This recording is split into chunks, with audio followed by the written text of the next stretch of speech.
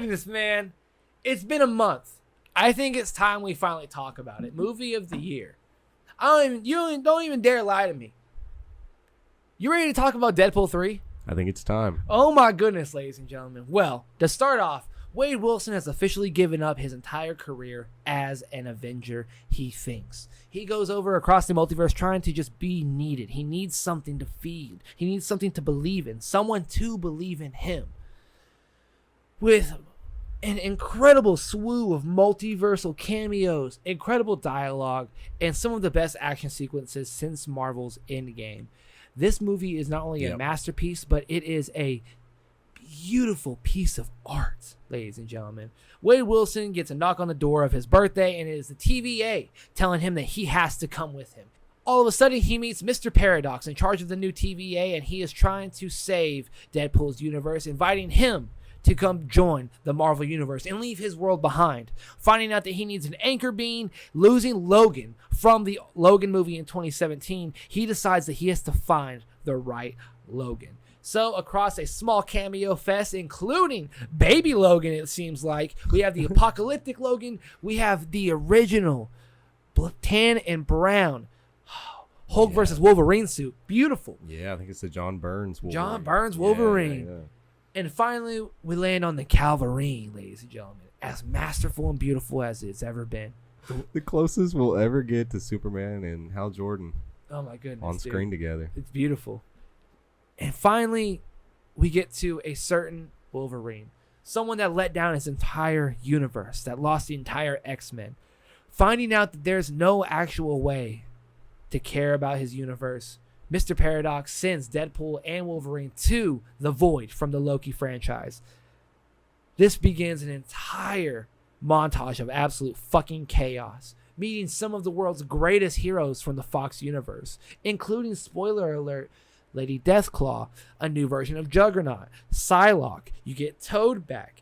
It's so fucking beautiful. And you have, ladies and gentlemen, Pyro from the X-Men franchise fighting off and immediately defeating Chris Evans' Johnny Storm. Getting taken by Cassandra Nova and her goons, they go back to their lair where they're inside a skull version of Giant Man. Escaping, finally, they make it in a minivan where they go on their own way, meeting Nicepool, a handsome version of Ryan Reynolds, and Dogpool, the cutest dog in the fucking universe. It is nothing but the best of friends and the best friendship and the best times in this movie.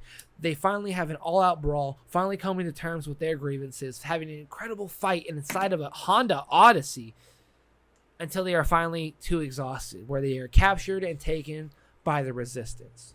You know, I've heard, too, since we've watched it, on Twitter, there's a lot of... Love? A lot of alluding to that just being gay sex, you know, like the fighting in the car, and then they're all tuckered out and they're cuddling, and then the sun setting. And I didn't think about it like that. I was thinking Russian MMA car fighting, but it's kind of homoerotic if you really look at it a little bit harder. Yeah. Which they're both like pretty sexual characters, you know, like Wolverine and Deadpool, and they're both like gay or like bisexual characters. So like it makes sense. I just, in my head, I never considered it until Twitter told me I should.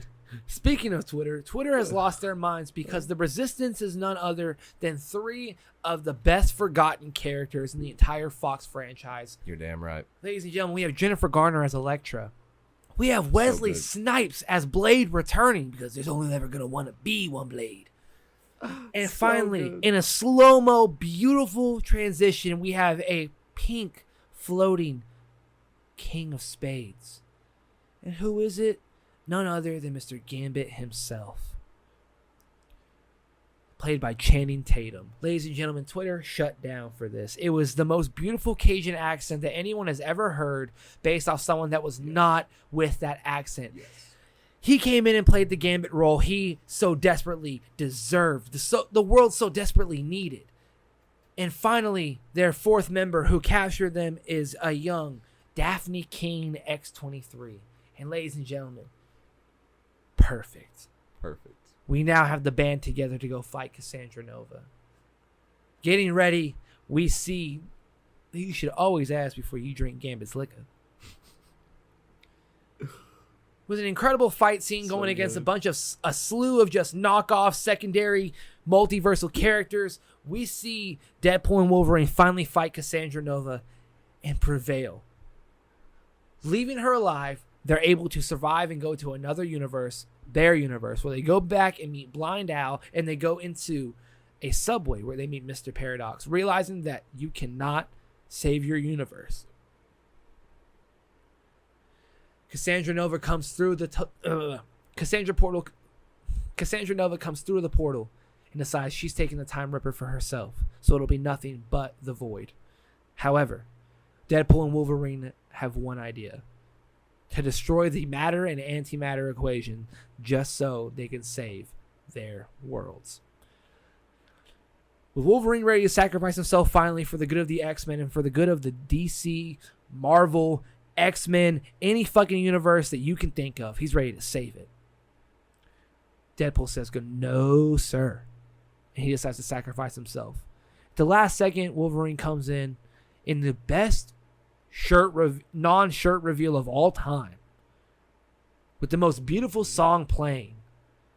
They save not only their universe, but every other universe as well, and destroy Cassandra Nova. With the TVA finally understanding what's going on, B-15 from the Loki franchise comes down, and she lets Deadpool and Wolverine know that not only did they stop and do actual good here, but they saved Deadpool's entire timeline. Something that was unheard of and irreversible. Ladies and gentlemen, with Deadpool saving the entire franchise, bringing back Hugh Jackman as Wolverine, and staying in that franchise, the franchise where Binary is now, with the X-Men in 10005, who knows what the story can unfold. Ladies and gentlemen, I have been Doug. This has been Ray. Please drink plenty of water, be safe, and this has been the Deadpool 3 Reefer Recap.